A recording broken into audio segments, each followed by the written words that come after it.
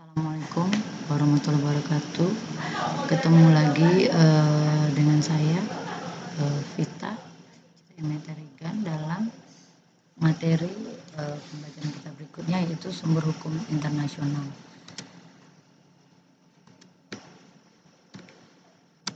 Oke, hari ini kita akan membahas mengenai kebiasaan internasional atau customary law. Yang dimaksud dengan kebiasaan internasional atau customary law adalah kebiasaan tingkah laku internasional yang sudah diterima sebagai hukum atau praktek yang dijalankan oleh negara-negara dalam melakukan hubungan internasional. Lalu ada yang biasa kita sebut dengan adat. Adat ini belum menjadi kebiasaan karena adat ini harus ada beberapa kriteria yang harus dipenuhi dulu baru bisa jadi kebiasaan internasional. Pengertian daripada adat itu sendiri adalah kebiasaan tingkah laku internasional yang belum diterima sebagai hukum atau praktek yang dijalankan oleh negara-negara dalam melakukan hubungan internasional. Jadi kalau mau meningkatkan adat menjadi hukum kebiasaan, itu yang pertama harus adanya berulang-ulang. Artinya perbuatan tersebut harus dilakukan berulang-ulang sehingga menimbulkan kebiasaan. Jadi bentuknya udah berubah dari adat menjadi kebiasaan. Lalu adanya keyakinan yang timbul karena adat yang sudah dilakukan berulang kali berhubungan karena adanya peraturan yang memaksa. Ini secara psikologisnya. Menurut Belfroid, semua peraturan-peraturan yang walaupun tidak ditetapkan oleh negara tapi ditaati oleh seluruh rakyat karena mereka yakin bahwa peraturan itu berlaku sebagai hukum disebut dengan hukum kebiasaan. Berdasarkan pasal 38 ayat 1b mengatakan bahwa hukum kebiasaan internasional adalah kebiasaan internasional yang merupakan kebiasaan umum yang diterima sebagai hukum. Kebiasaan internasional merupakan sumber hukum, perlu terdapat unsur-unsur.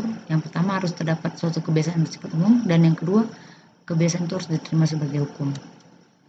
Lalu ada yang berikutnya adalah asas-asas atau prinsip-prinsip umum. Asas-asas atau prinsip-prinsip hukum umum adalah asas hukum umum yang diakui oleh bangsa-bangsa yang beradab.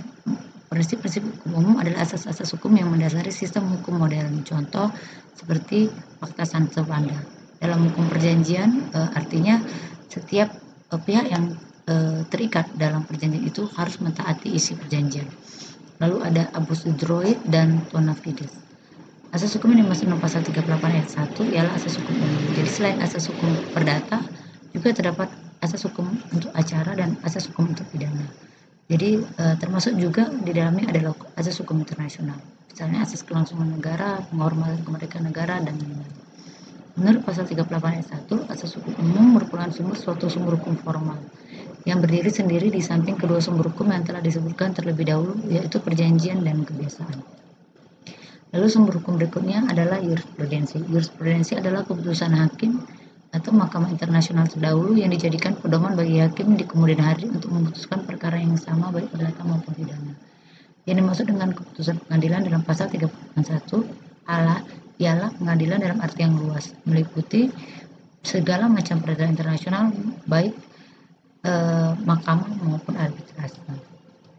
Lalu yang berikutnya adalah doktrin. Doktrin adalah ajaran atau pendapat atau pendidikan hukum yang dikemukakan oleh pakar hukum internasional yang dijadikan pedoman bagi hakim yang untuk memutuskan perkara yang sama baik pidana maupun perdata. Termasuk juga di dalamnya karya-karya hukum seperti tulisan-tulisan dan lain-lain sebagainya. Oke, demikian materi kita hari ini. Jika ada yang ingin didiskusikan, kita dapat mendiskusikannya di forum diskusi. Terima kasih. Wassalamualaikum warahmatullahi wabarakatuh.